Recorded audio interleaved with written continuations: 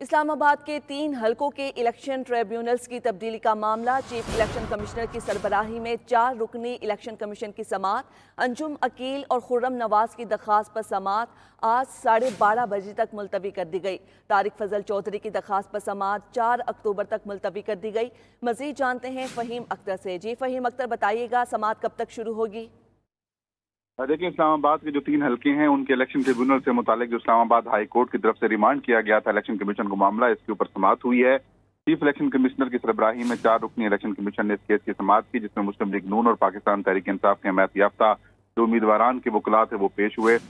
مسلم league نون کے وکیل کے رہنما انجم عقیل کے جو وکیل ہیں، انہوں نے کہا کہ ہم درخواست دوبارہ جمع کروا رہے ہیں، جبکہ تحریک انصاف کے حمایت یافتہ امیدوار عامر مغل کے صاحبزادے پیش ہوئے اور یہ کہا کہ میرے والد پر کئی ایف آئی آرز ہیں، اس لیے ہم وکیل نہیں کر سکے، ہمیں 3 سے 4 ہفتوں کا وقت دیا جائے۔ الیکشن کمیشن نے ان کو کل تک وکیل کرنے کی ہدایت دی۔ اس کے علاوہ مسلم لیگ نون کے وکیل کو چیف الیکشن کمیشن نے کہا کہ 3 حلقوں کے لیے الگ الگ درخواست جمع کروائیں، آپ سنجیدہ نہیں لگ رہے، کیا آپ چاہتے ہیں کہ ہم آپ کی درخواست مسترد کر دیں؟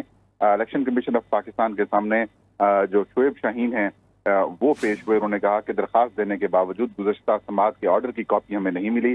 چیف الیکشن کمشنر نے کہا کہ سماعت کے بعد 5 منٹ میں کاپی فراہم کر دی جائے گی۔ اس کے علاوہ چیف الیکشن کمشنر اور شعیب شاہین کے درمیان مکالمہ بھی ہوا۔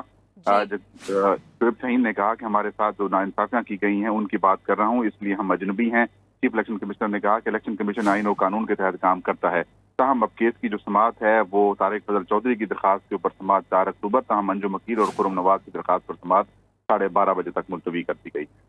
12:30 بجے تک سماعت ملتوی کر دی گئی ہے۔ بہت شکریہ فہیم اختر آپ کا۔